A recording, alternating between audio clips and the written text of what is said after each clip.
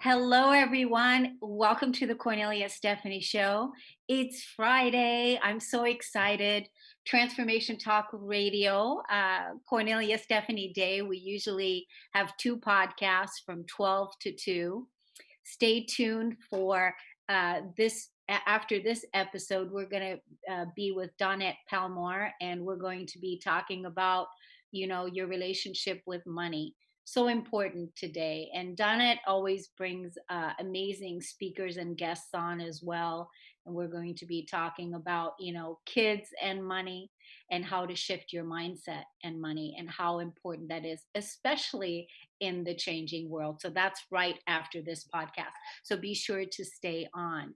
Now, for today, the stories of hope. I created the stories of hope to bring you amazing people that have gone through extraordinary triumphs and hardships in life and have overcome them and are now storytellers. And they're out there in the world helping people change their lives to make the world a better place all the way around.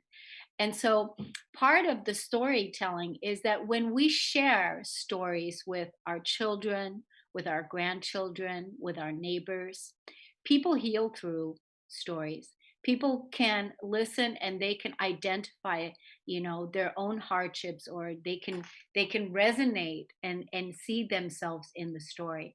And that is part of the reason for me creating this show. And also, I get to do what I'm passionate about, and that is to come on here and shine the spotlight on these amazing people that are here to help make the world a better place. And so I can't wait to introduce you to our first guest. Alexis Moore Edding is the founder of the Confidence Society.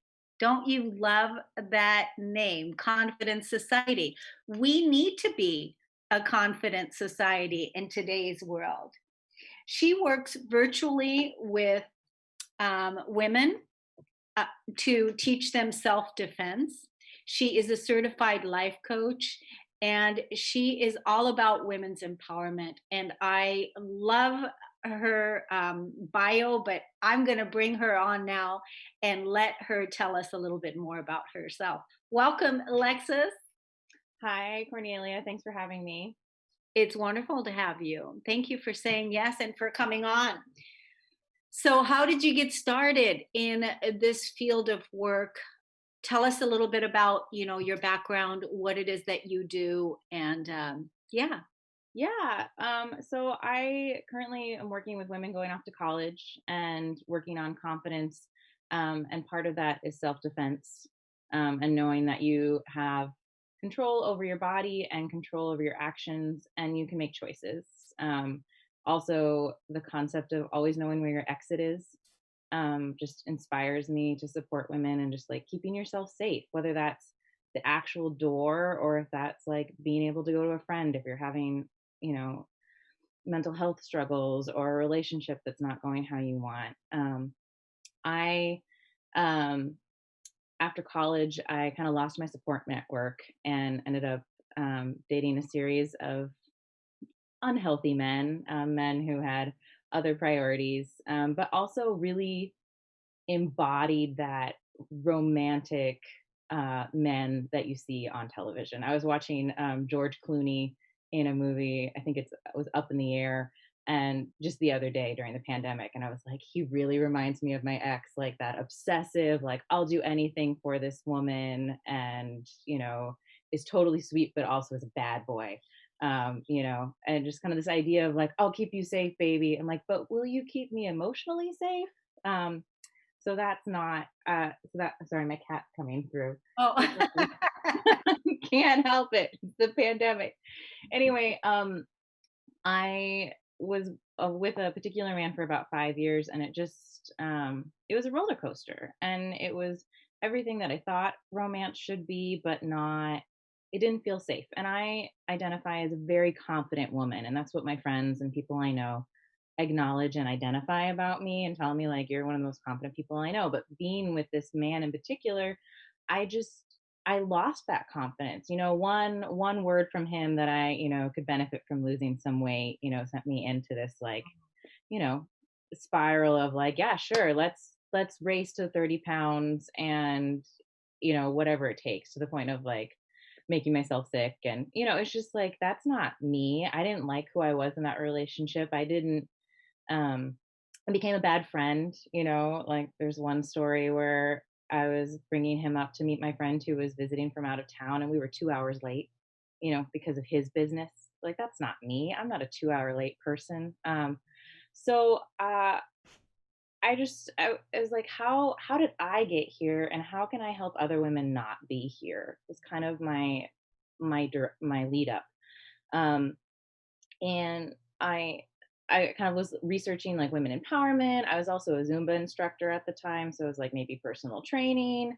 Um, but I was I went to coaching school at Coach Training World in Portland, Oregon, which was an incredible program. I highly recommend looking it up. Ferocia is amazing. She's the head instructor. Um, and I was thinking about coaching women in healthy relationships, women my age, kind of in my tribe.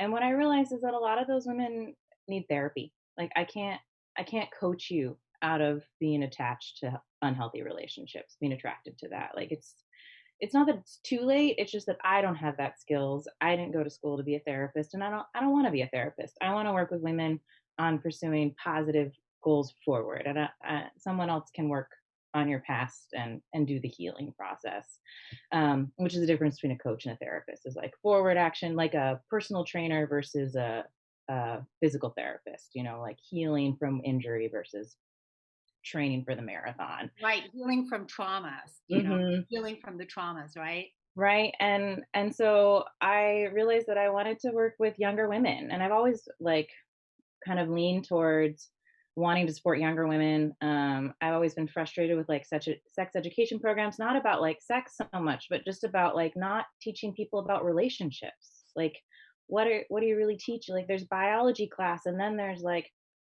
saying no and respecting people's no. And you can start teaching that as young as like preschool, with like being like, Sally said no, you can't borrow her pencil, and just being okay with that. Go find another pencil, to use. So I ended up volunteering with a couple different organizations around girl empowerment, and a lot of it was self defense. One program in particular with the Portland Police Bureau in Oregon, the Girl Strength Program, working with middle school girls around confidence and also self defense skills. And so I kind of took some of that into my own business of working with women going off to college around independence skills, healthy relationships, identifying healthy relationships, including an activity which I love, which is called creating the relationship bill of rights. So, what do you deserve to have in any relationship you're in?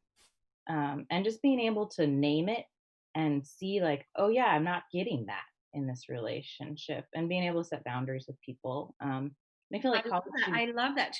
I've never heard of that before. Relationship Bill of Rights. It would be wonderful if we could, uh, tell the audience what exactly is that, and give them this call to action right now to do in their relationships. Okay, so tell us about it. The prompt is write out the words, in any relationship I am in, I deserve dot dot dot. In any relationship I am in, I deserve to have fun. I deserve, this is my list, right? And then you fill it out for yourself. But I deserve to feel respect. I deserve to be respected. I deserve to have my voice heard. I deserve to, I'm able to make mistakes if I can make them better after, if I can make um, the word's escaping me, but I can make it better. I can make mistakes. It's okay to make mistakes. I deserve to be silly. I deserve to. I deserve to shine. I deserve to shine. Um, I deserve to feel supported and in a relationship I am in, I deserve to feel like um Honored? honored. Yeah, there's all kinds of words. What else comes to mind? Yeah. So, and this list can go on, and it's not something you set in stone, right? It's just something you work on. And I love working on this with younger women, but everybody can do it, just because it's something that they can identify. And especially with people going off to college where they have that rocky relationship with their parents, it's kind of like, can you do these things with your parents? And can you ask for that? Or can you set a boundary? Not in, the like anger kind of situation, but in a like, hey, I get to make mistakes and I'm sorry I made that mistake. What can I do to make it better? Just the other piece I teach in my classes how to make apologies. Oh, okay. Um, how to take feedback and how to make apologies, because I feel like in our culture we're not really, feedback is conflict in the making, right? Like you just get defensive a lot of the time, and it's like feedback doesn't have to be negative. Yeah. um Yeah. Yeah. So basically, it sounds to me like what you're doing is you're building healthy self esteem. You're building up healthy self esteem. And because when women have high esteem, they're going to make high choices, really good choices, right? With in their relationships, in what careers they choose, in whatever they get involved in when they have a high esteem, and they're set up, from that place, and having healthy boundaries is important. Knowing how to ask for what it is that they need, and having that support, like you said, is so important. The confidence is a huge piece. That's why I love what you created with the Confidence Society, because when you look out there in the world, you don't really see people feeling really confident in what who they are, just because there's so much change going on. And if people haven't done that inner work, and really looked at, how they feel about themselves, and how are they treated in their relationships, right? um, that's that's really important. So I think this work that you're doing is really great. I'm curious about the volunteer work that you did. What was that, so that you can get more training, or how did that come about? it was while I was working on me, I was looking for other coaches doing the same kind of stuff that I wanted to do, and I found this organization that was essentially doing kind of something similar. And so I did do training. I I've tallied like all my hours, and I have like 250 hours of training around like uh, call to safety, like picking up phones for domestic violence, and teaching self defense. And for this particular program, it was a 3 month training to be a volunteer. It was pretty intense.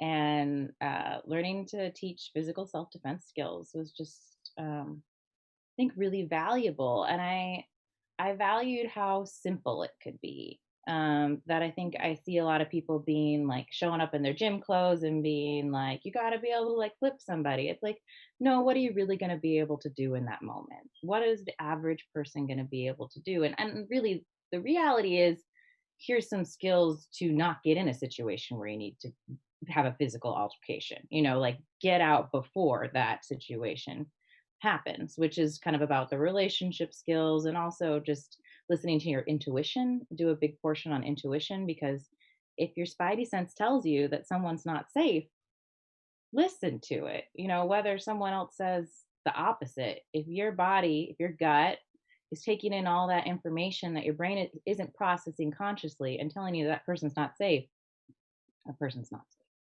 Yeah. And then physical self-defense skills are just like simple, like what do you need? Like, I know people kind of get a little uncomfortable about the idea of damaging someone's eyes, but if they can't see you, they can't come after you. So really, like, probably your best bet. And it's easy. If you've ever had like a speck of dirt in your eye, you know how Oh, of yeah. funny it is, right? It's really easy to make the eyes water so you have a chance to get away, I see a lot of people, trying to, do other more complicated things in movies, and I play the game with myself of like watching a TV show where there's an attacker situation. I'm like, what moves would I do to get out of that quicker? Yeah. See, Uh, those are great questions that you ask yourself that normally you wouldn't even think about asking, especially nowadays, with so much unrest going on, you could find yourself at the wrong place at the wrong time, um, you Absolutely. know, so quickly that And I it's important important to know how you would respond.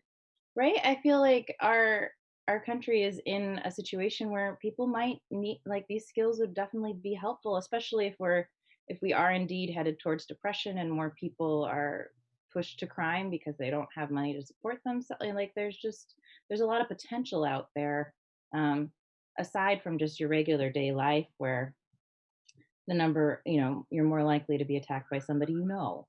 Yeah. Um, and so just being able to sense when to get out of relationships.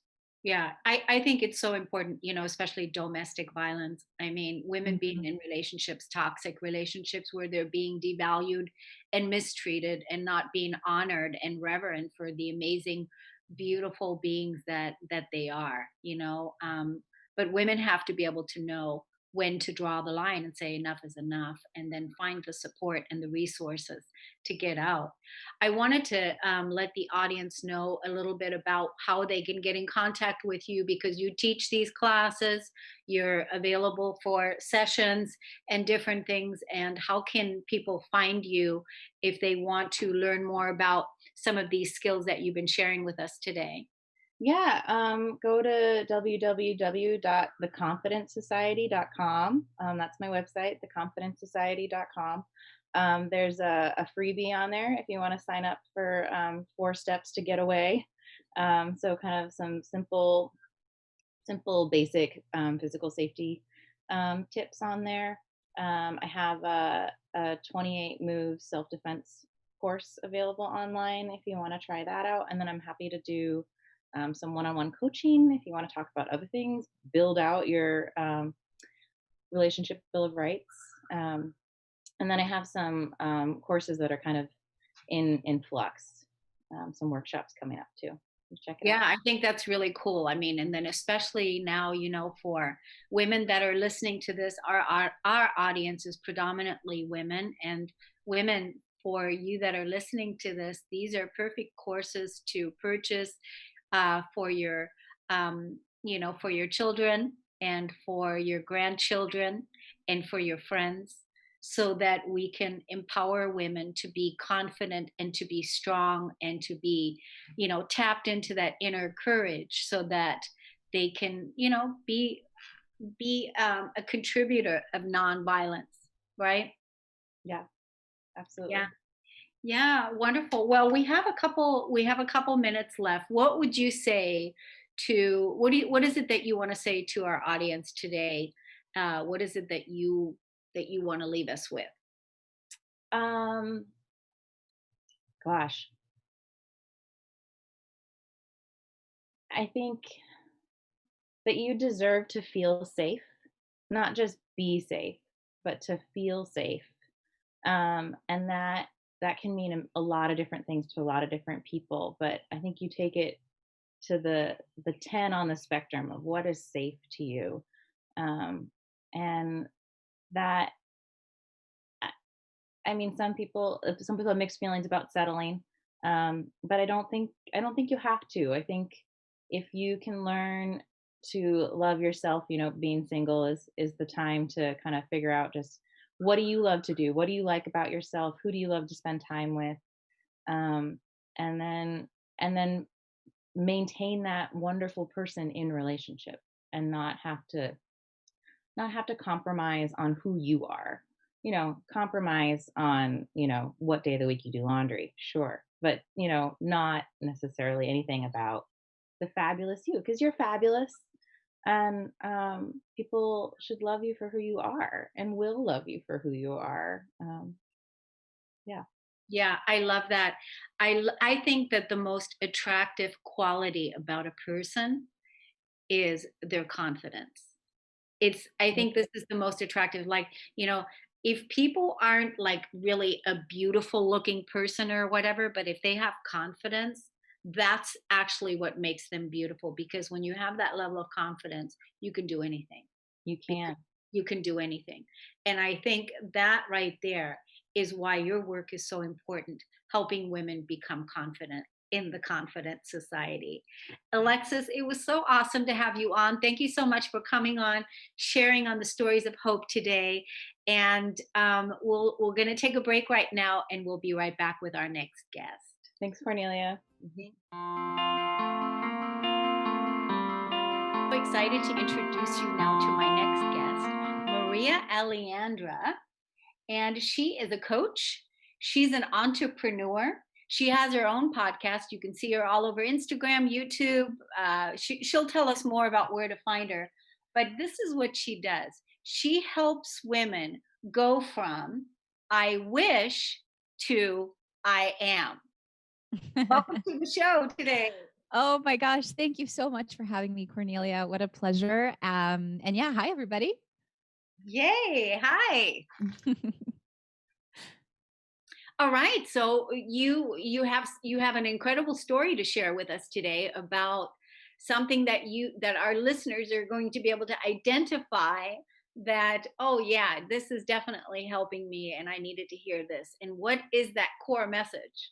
Yeah. So the core message, really for me, is the one of the things I talk about a lot in this quest of going from I wish to I am is finding that sweet spot between our inner drive and our divine wisdom. And you can also call that match between the divine masculine and the feminine. It comes in a lot of different ways.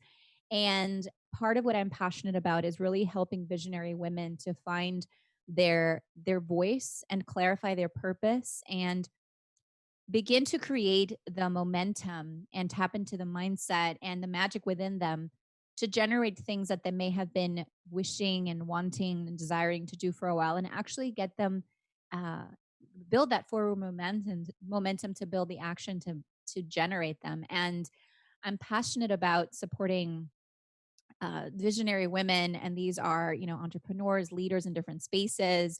And regardless of what you do, you could be working in a corporate office, you could be a coach, you could be a mom. If you have that visionary fire within you, it means that there's something about your life, the experience around you, your community, that you're desiring to shift. There's a paradigm shift that you've come here to kind of recalibrate and reshape.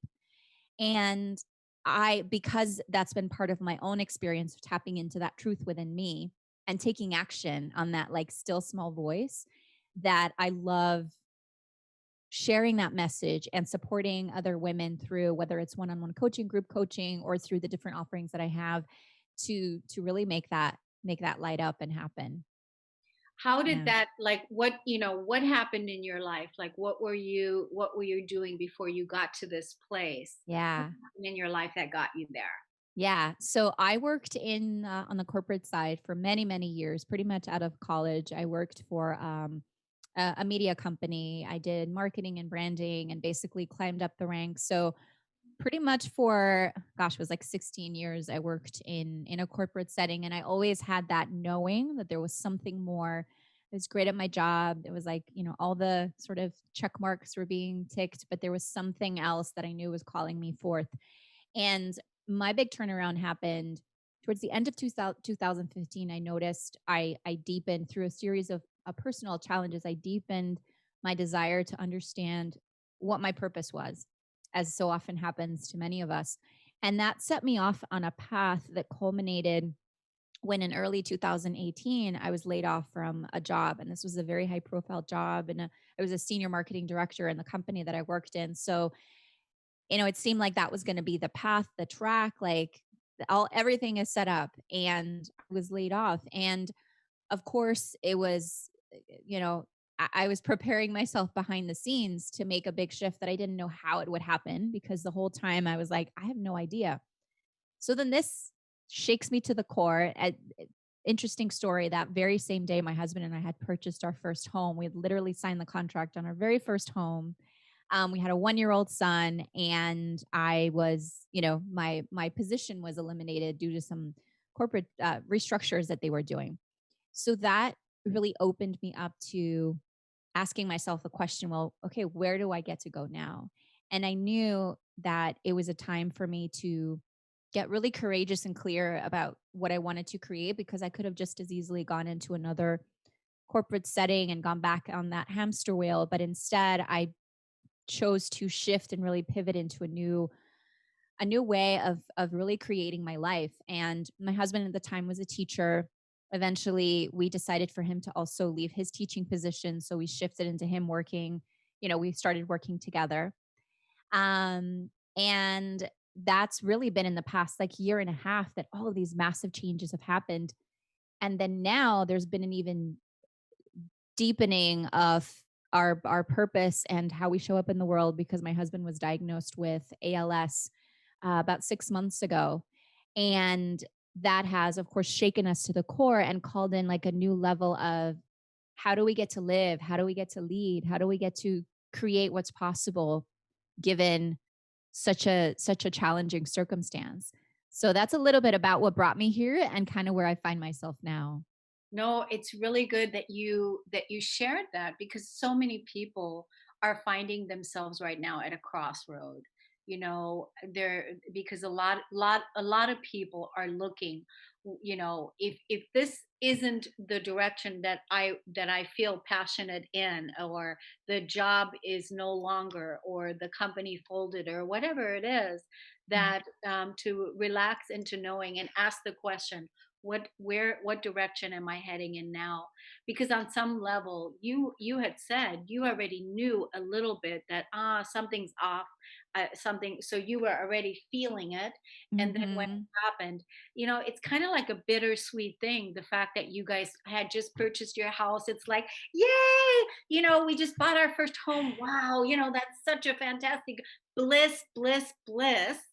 And then Yeah. you're like, okay, now, but the income that you were counting on to, you know, to take Mhm. care of that is the bittersweet, right? Yeah, yeah. Yeah, and even at that moment we backtracked. We were able to get out of the house purchase because it just, it really wasn't congruent with where we were, and we said let's just pause everything. And it really was, and again, a combination of what I had already been cultivating within myself to move in a new direction, not knowing how that would come to be, but at that moment it felt like, okay, this is getting a big shove. And like you said, a lot of people are getting that shove right now, that unexpected, your world is turned upside down. And yet if you follow the breadcrumbs of what you've been desiring and what you've been cultivating and what the things that have been lighting you up in the past, there's something there.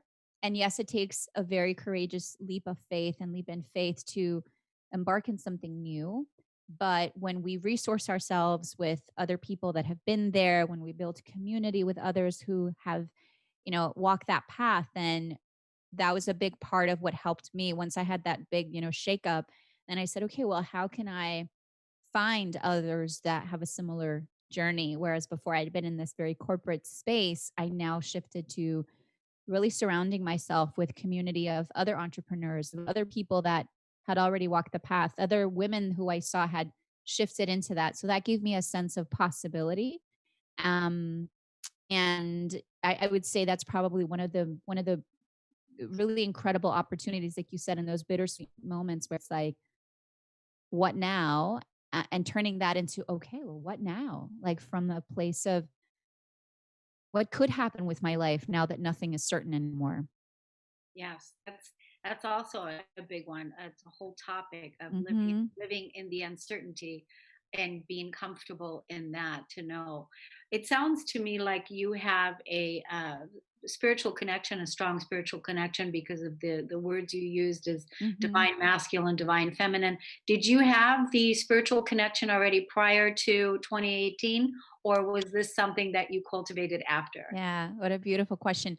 I did, absolutely. And it was sort of like more behind the scenes. Like it was part of who I was. Um, Maybe a little bit dormant at times. Definitely part of how I've resonated since I was very little, but living in a world where that maybe wasn't what I was hearing. There was just the deeper knowing. And the more I've embraced my authenticity, the more I've been able to, again, align that part of me that's very driven, very strategic, that businesswoman in me that, can create anything, and that intuitive, wise aspect of me that really has brought everything together in a magnificent way. Yeah, and I love, the energy of what you're talking about. Like I said when I opened and introduced you, I wish to I am. You're helping women do that. It is truly all about the divine feminine rising. So, yes, Mhm. and I see you doing that. It's wonderful that you're helping women entrepreneurs right now in, being, stepping into their I am and Yes. coming into their own, right? And so let's Yes. tell the audience where to find you, give us all the social media information. Yeah. So the quickest way is if you go on Instagram at Maria Alejandra. It's like Alexandra without the X altogether. And from there you can find my website, which is the same name.com. But on Instagram, you can you can find links to my podcast, my YouTube channel, and all the good stuff. Yeah. I'd be delighted to connect with whoever's resonant with the message to come over and say hello. Absolutely, absolutely. And definitely, thank you so much for coming on, for shining your light, and for staying true Thank to you. who you are, that beautiful self that is emerging, into, this blossoming. This is what it seems like. And I wish you and your husband much good health, and your daughter, right? You have Yeah. a daughter? A son. Yeah. Oh, Yeah, yeah, yeah. okay. You Yeah, have a well, he'll be 4 next month. okay. Wow. Look at time goes by so quick. Well, thank Yeah. you so much for coming on and, blessing us with you and your message today. We're going to Mhm. take a break and we'll be right back. Thank Thank you. you. Maria. Yeah.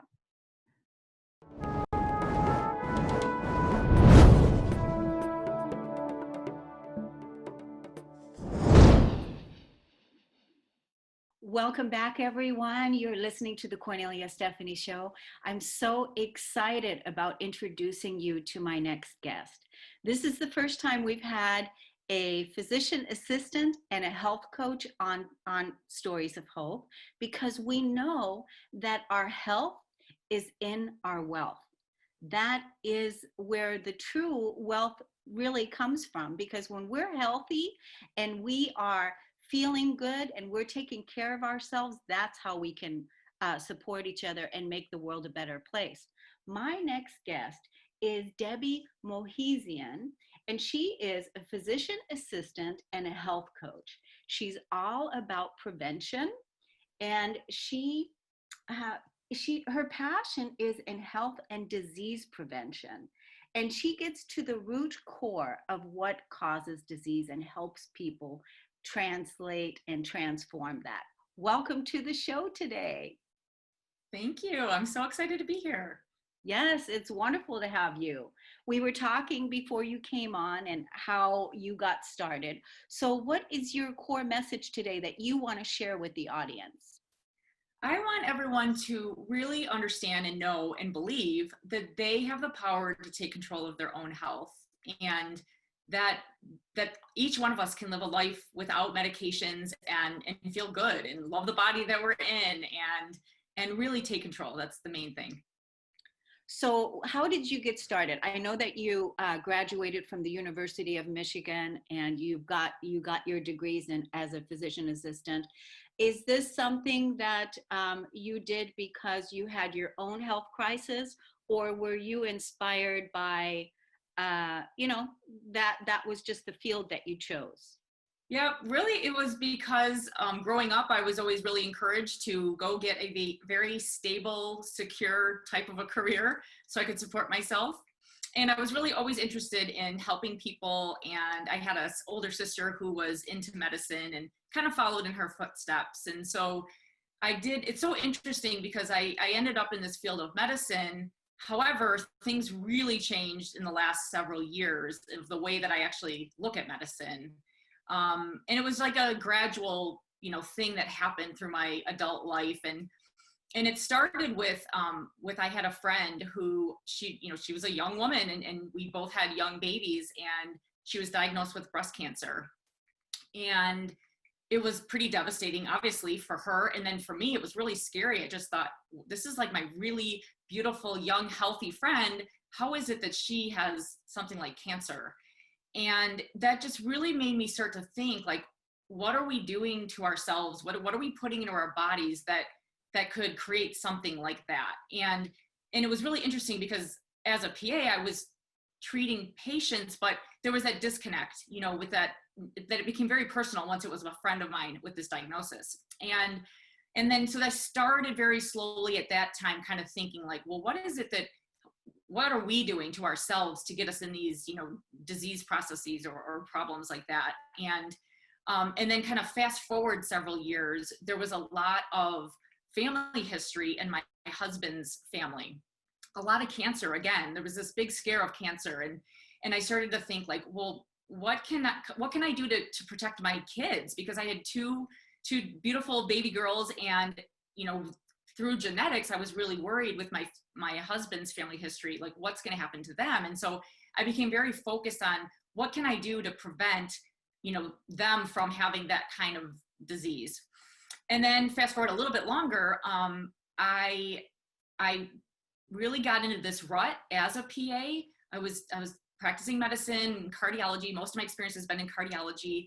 And, cardiology or heart disease is still the #1 killer of Americans. And I was in this field of medicine that was so prevalent. And I just hit this, I fell into this rut where I felt like, I'm just not happy. I'm not feeling fulfilled. What's wrong? Like I have this amazing job, this great career, but something was totally missing. And it really just hit me one day when the doctor that I worked with really could pick up on my, my energy of not really being into it anymore. And he's like, Debbie, what's going on? What's wrong? Like, I can feel like something's different.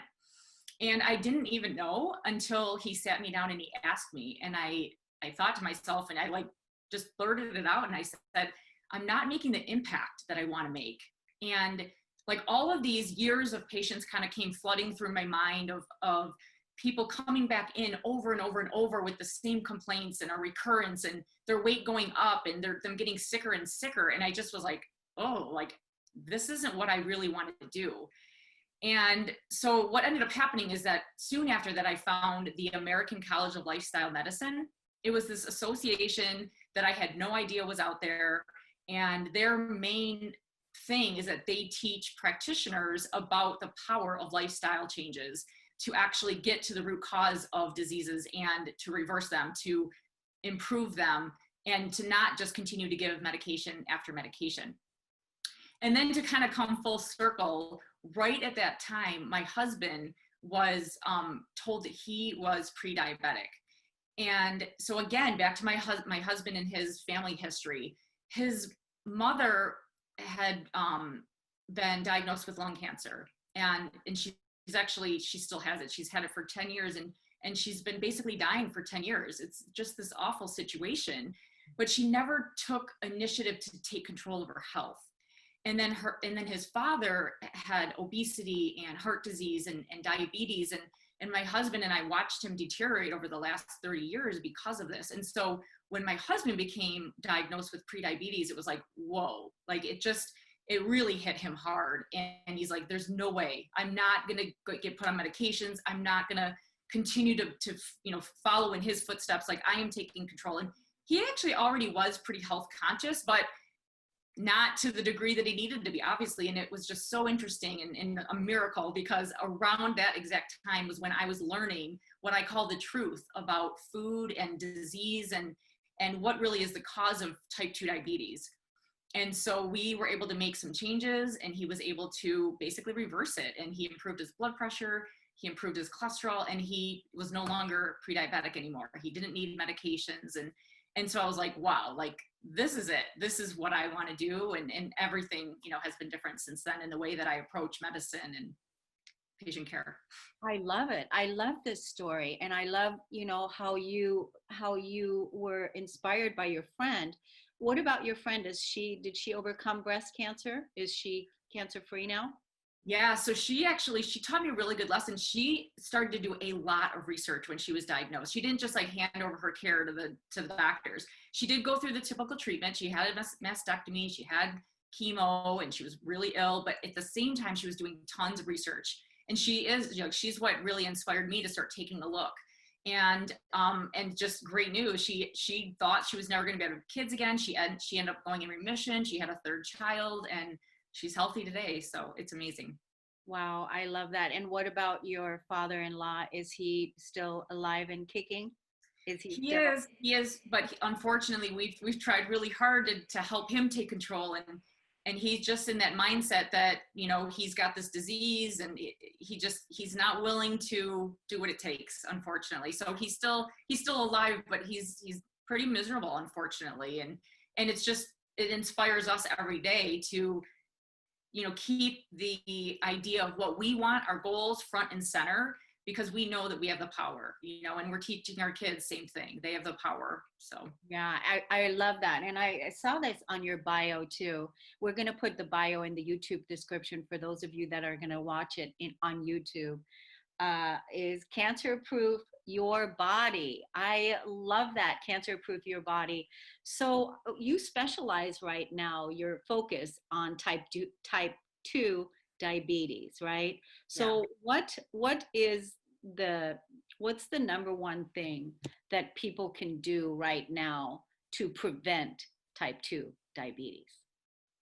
The number one thing that people can do to prevent it is to take a look at what they're putting in their body when it comes to food. The standard American diet is what is leading to all of our health problems. It's leading to stroke and diabetes and heart disease and Alzheimer's disease. And the beautiful thing about it is that if you are preventing one, you're preventing all of them. And so it's amazing that if you just start to look at what the foods are that you're putting in your body and how they actually affect your body, it's so much different than the typical, you know, if you want to lose weight, because a lot of people think they're at risk for diabetes if they're overweight, which is true. And they're told, you know, eat less and exercise more. But it's so much more than that. It's what are you putting in your body?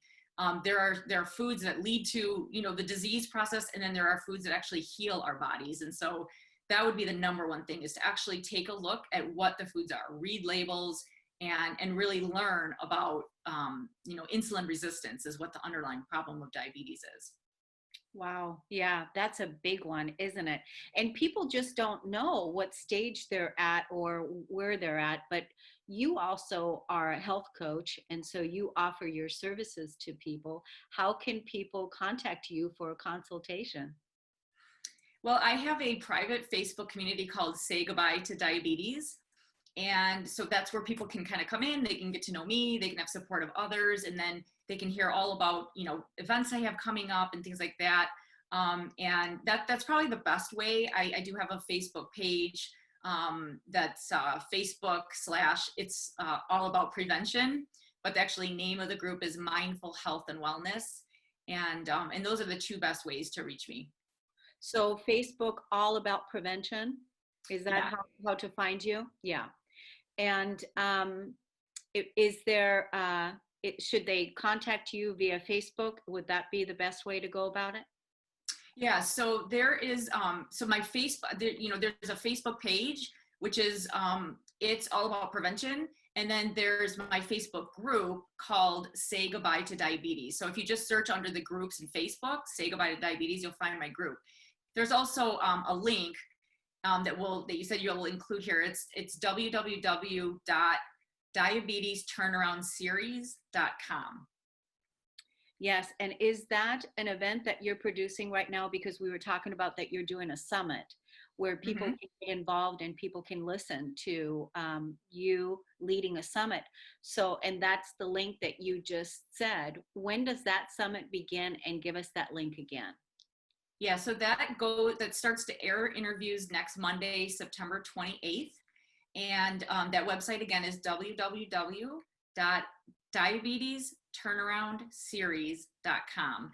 And this is a free event where I'm bringing together over 20 people, you know, health experts, because I believe that education is the number one thing. When people, know, they understand, they can take one step towards it, and then it just snowballs. And so I'm bringing all of these health experts so that people can truly learn the truth and take control. That is wonderful. I love the work that you're doing. I love how you're empowering people. And it looks like the niche right now is the type 2 diabetes niche. And so many people are, like you said, suffering from that or are on their way to it. And what you're talking about is taking a look at where you're at and looking at what foods you're putting in your mouth, and so that you can extend your life force, that you can extend your health, and that you can extend your life here on earth. And happiness. Yeah.